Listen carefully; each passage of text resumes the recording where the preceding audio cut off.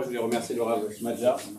J'ai eu la chance de voyager avec lui mardi soir. On ne s'était pas concerté, mais on est venus ensemble, Baruch Hashem. Donc il vient de France, Baruch Hashem, pour nous faire partager ces enseignements. Un grand merci à Smadja. Également les Ravachim Achashuvim qui viennent de Bnei Brak, de Yerushalayim aussi pour partager, pour faire grandir la Torah. Un grand merci. Également un grand merci à tous ceux qui viennent, qui se déplacent. On sait que c'est pas facile, on a tous des familles. Venir une fois, 2 fois par semaine le soir, c'est prendre du temps, c'est mamage, c'est les Kadesh Shem Shamaim.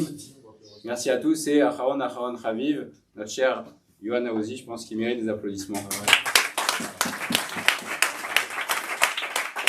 Parce que Yohan a arrêté d'être expert comptable, maintenant il s'occupe à Bon, Hachem, voilà. Un investissement extraordinaire, mamage, ça vient du cœur, et quand les choses viennent du cœur, alors il y a de la Tzlacha, il y a de la Siyata Dishmaya, Kol HaKavod, Bezrat Hashem. Hashem te bénisse et te donne encore beaucoup de force, Bezrat Hashem, pour consacrer à la Torah, toi et ta femme et tes enfants, Bezrat Hashem.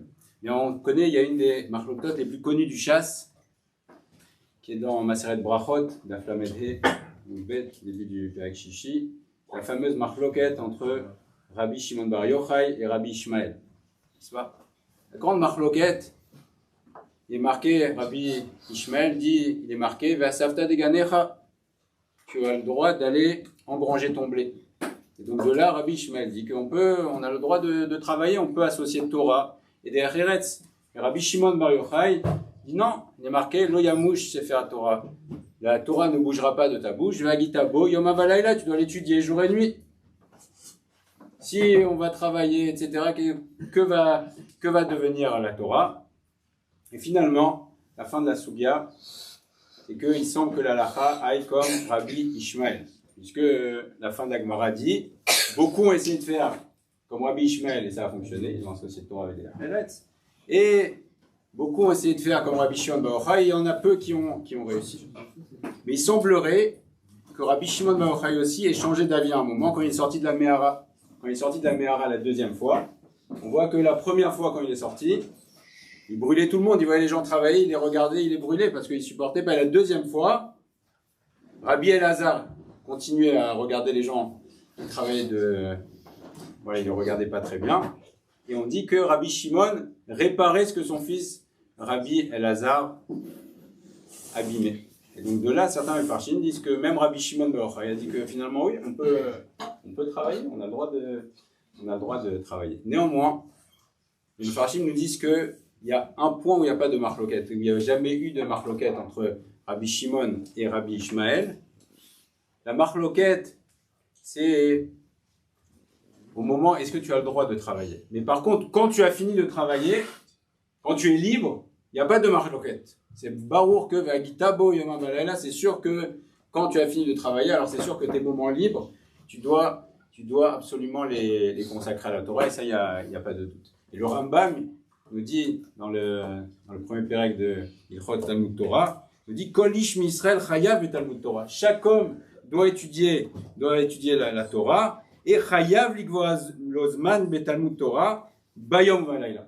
C'est un chiyuv, c'est une halakha. Chacun doit fixer un moment, chaque juif, chaque personne, riche ou pauvre, âgé ou jeune, malade ou pas malade, il est chayav de fixer un moment pour l'étude de la Torah. Chez Nehemar, on doit, c'est marqué, c'est le pasuk meforash, on doit étudier la Torah jour et nuit.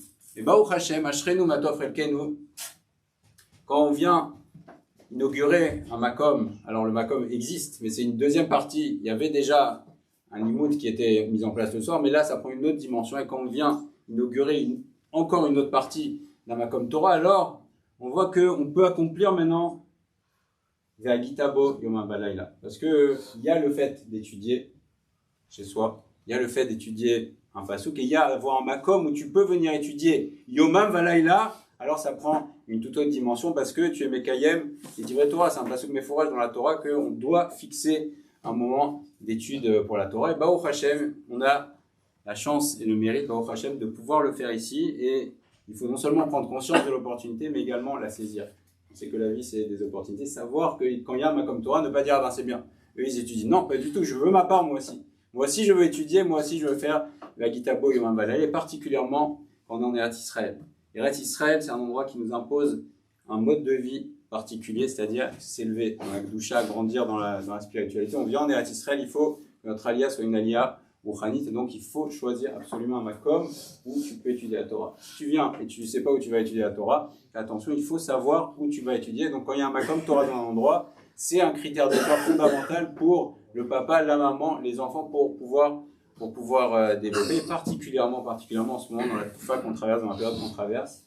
On sait que il y a besoin, le Ham Israël a besoin de Srouyot. Et le plus grand Srout, le plus grand mérite et le plus grand Magen, le plus grand bouclier pour le Ham Israël, c'est le Limud Torah. Donc quand on vient étudier la Torah, et on sait que le Chayalim, ils sont là-bas jour et nuit aussi. Jour et nuit, et on sait que la nuit, c'est un moment où il y a moins d'études de la Torah. Donc quand on vient étudier la Torah, on fait aussi une grande protection pour nos Chayalim, pour tout le Ham Israël. Alors Bézant Hachem, je vais laisser la parole. Ça va déjà encore un grand merci. Et Bézant Hachem, que le Makom continue à fleurir et qu'on ait tous le mérite d'être Mekadesh Shem Shamayim. Amen.